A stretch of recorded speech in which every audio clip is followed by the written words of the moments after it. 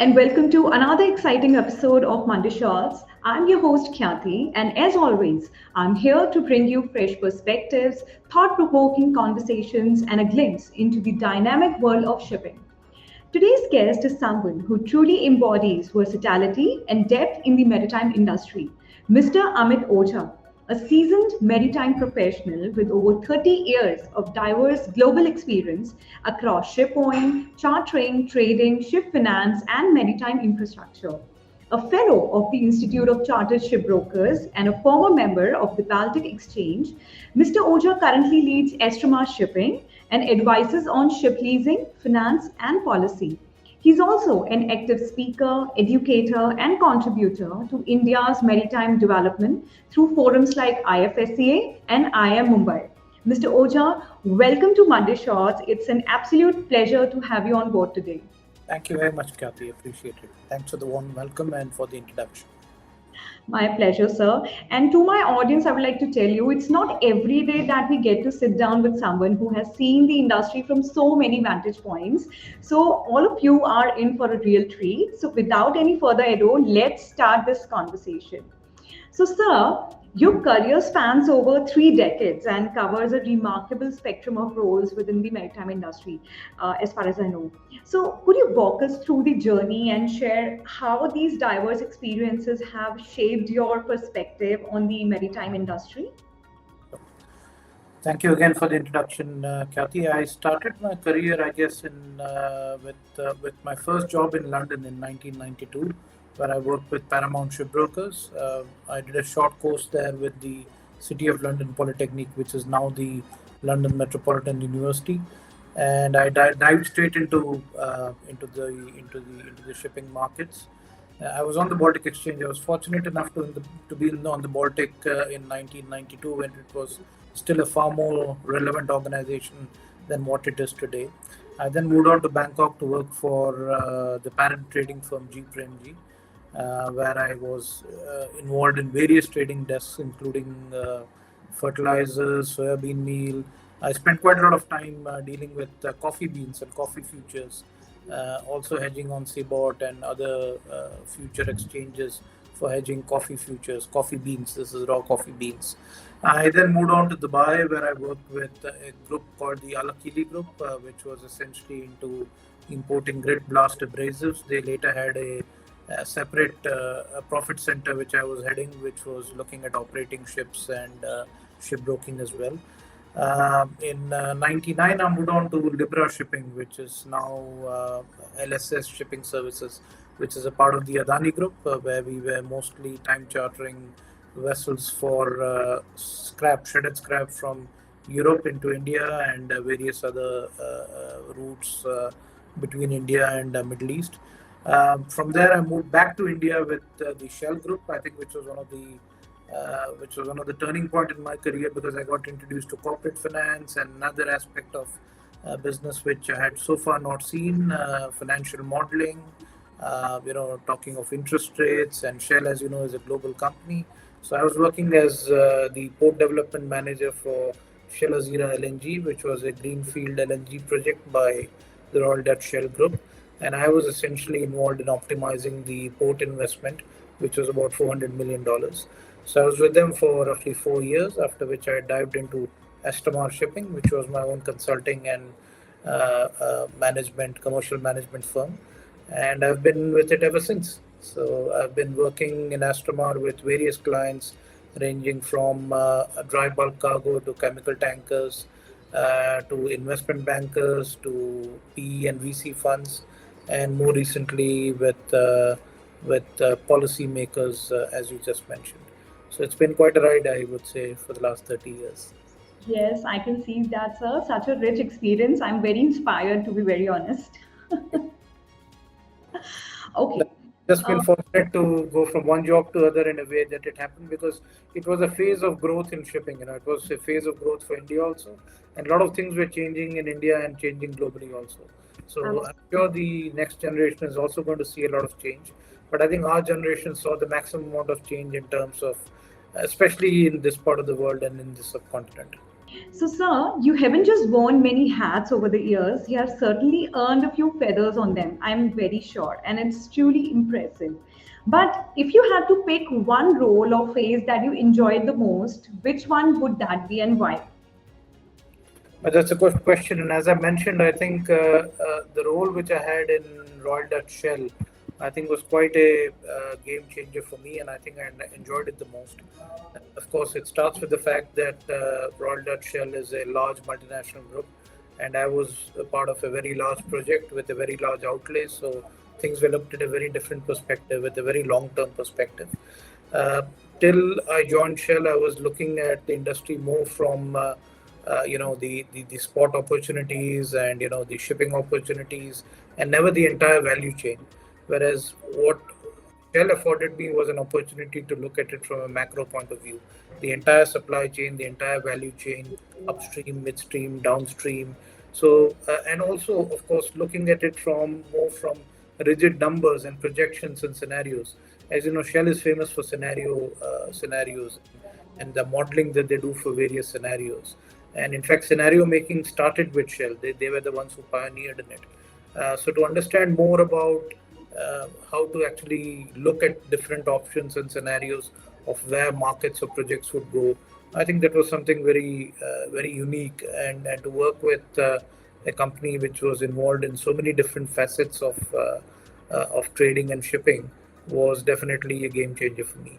I think since obviously there are a lot of other opportunities in India as well, but at that point in time when I joined in 2002, I think it was very unique in India to actually be able to experience something like what I did with the Shell Group. Absolutely, sir. Absolutely. Thank you so much for sharing. So, sir, since you began your career back in '93, as you mentioned, what's the most significant change you have witnessed in the shipping industry, whether in terms of technology, trade patterns, or way of business, like the way business is done today? Yeah, so I think I mentioned about the Baltic being relevant, more relevant. I would say it's still relevant, but the Baltic Exchange being more relevant in early 90s, and that was because all the information earlier had to go through some sort of human interface. What would happen in the Baltic till the advent of faxes and emails and all was all the brokers would gather together on the Baltic trading floor on Monday mornings and physically exchange their positions and cargo lists amongst each other. So the amount of information which a London broker would gather from the markets was so large that it was impossible for any other trading center, to gather that much of information when information was not flowing as easily as it was today. So I think the principal thing which has changed in the last 30 years, I would say, is the availability and flow of information. Right? You have so much of information, you have access to so much of information, and it's so easy to communicate and so easy to connect with people that was not possible 30 years ago. I think that has been a very large game changer, especially for global shipping, because now you see the advent of Singapore, you see the advent of Dubai. This would not have been possible had it not been for the fact that it's easy to communicate and easy to travel and easy to connect. So I think that's been one very significant change. Till the 90s, shipping was a very straight, small, niche market controlled by a few people in London and maybe Europe, and now it's much more global and it's controlled globally. So I think that's something which is quite noteworthy. The second thing, as you mentioned, is of course the technology. There's a lot more emphasis now in terms of how you actually operate rather than what you operate. So all the cargoes, all the opportunities, be it liner trade, chemicals, it's pretty much out there in the open. So where you actually make a difference and where you differentiate is with your reputation and how you actually run the ships and how you operate. That was not the case earlier. So now what is happening is, yeah, margins are still important, but the way to reach those margins is no longer just being, smart or reading the market. It's about developing the reputation, developing these additional tools which IT offers, which artificial intelligence, Internet of Things, all these new gadgets which have come in was not there obviously 30 years ago. So I think that's been a big change reputationally and in terms of how shipping is looked at by various entities, be it the end users, be it the intermediaries, be it the service providers. It's all changed substantially in the last 30 years from being generically just a cost or efficiency driven product to a more reputational and a technology driven product. So that has changed substantially. I would say these two are the main things. The ease of communication and connecting, and the change from efficiency and cost to reputation and technology. Yeah. Thank you so much for sharing, sir. That's indeed a, like one of the changes, definitely. So moving ahead, sir, you have played a key role in establishing the maritime presence within the IFSC framework. So for those who may not be familiar, could you help us understand what IFSC really offers to the shipping industry and why a company should consider setting up their business there? Thank you. As you know, it's one of my favorite topics, and that's it's pretty topical in the sense that I'm involved in it right now, and it's an ongoing project.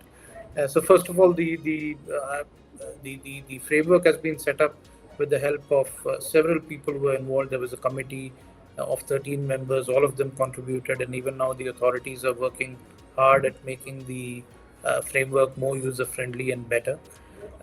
In terms of why it is something which should be used. Before that, let's talk about what is IFSC. So, as you know, for years you had this problem of people not operating out of India, or not actually owning ships or operating ships out of India due to tax and regulatory problems. You had high taxation, you had withholding taxes, you had regulations which made it difficult for you to own ships here or operate ships. You couldn't fly foreign flags. There was high corporate tax, withholding tax, tax deducted at source for various remittances. So as a result of which, most of the operators and ship owners went out of India. Be it Adani's, or be it any one of the large operators. If you look at, they've always operated from Dubai or Singapore. And of course, it's not possible for you or for a country like India to let go of all these controls, because you have a current account deficit, you have a trade deficit, and obviously you need to keep the currency under some sort of control. So what the government decided was to have a zone which is actually free of these restrictions. So IFSC is a zone which doesn't have the FEMA restrictions from a foreign exchange perspective. So you're still an Indian company, you're still tax resident in India, but you don't have the FEMA foreign exchange restrictions which are there in mainland, which means I can freely remit dollars, I can receive dollars, and all those other problems which you face in India, they are done away with. This was on top of it. The government also gave a 10-year tax holiday and various other SOPs in terms of tax concessions and regulatory concessions. So that's made it very attractive for companies to look at Gift City. And I must congratulate Bainbridge also. They've recently opened an office in Gift City, and I'm sure the office would see a lot of success going forward with all the operations which Bainbridge does. And I think it's eventually, given the fact that the money, markets, and manpower, the three basic ingredients for any successful shipping center, they exist in India. Yeah. If you look at any of the current centers, they would lack one of them. They either import the manpower, or they import the capital, or they import the markets. Whereas India has all three of them.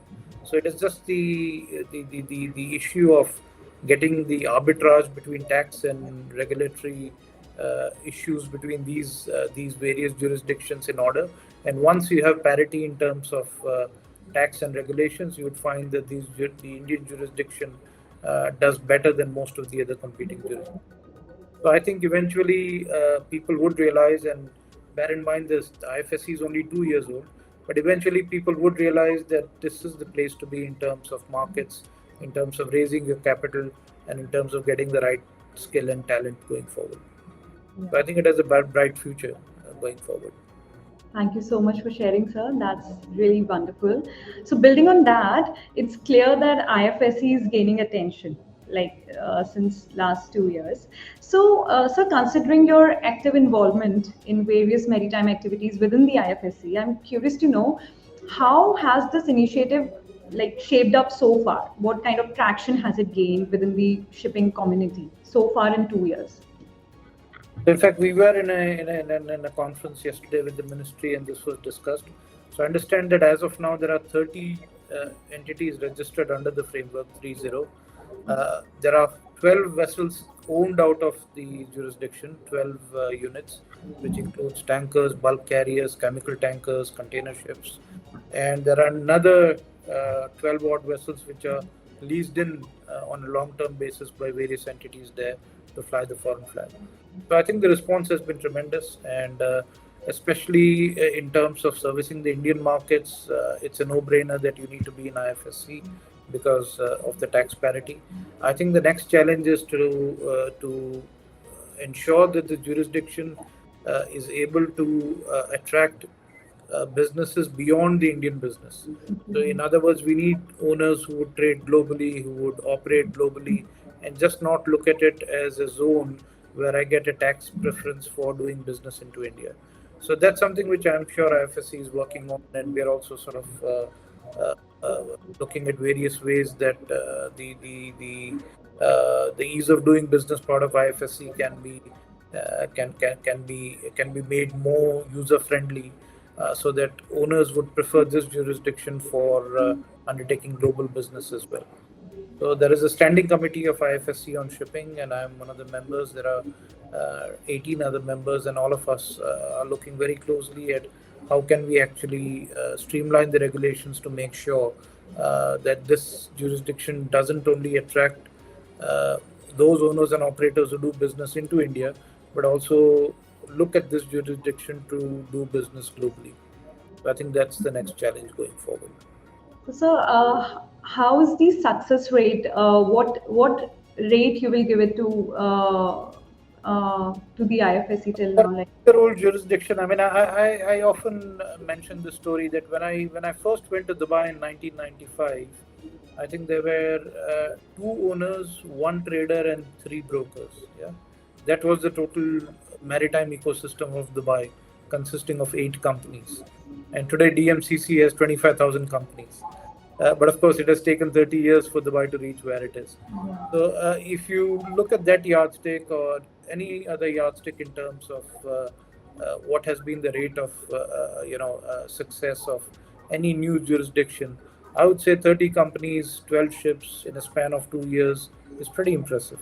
Even if one was to consider that quite a few of them have leveraged the Indian markets rather than the global markets, I would still say the fact that the banking, the registration, the operations, everything worked perfectly well and is working perfectly well is something which is quite commendable. And I would rate it as 8 out of 10 in terms of performance, in terms of what they've achieved.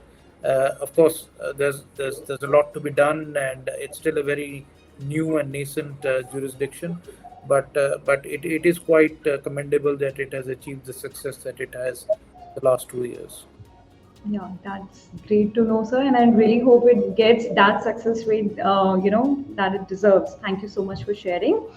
So, last but not the least, sir, uh, that gives me a great sense of where things stand today. Well, so staying on that note, as we talk about the future and growth of India's maritime sector, it brings us to a larger question.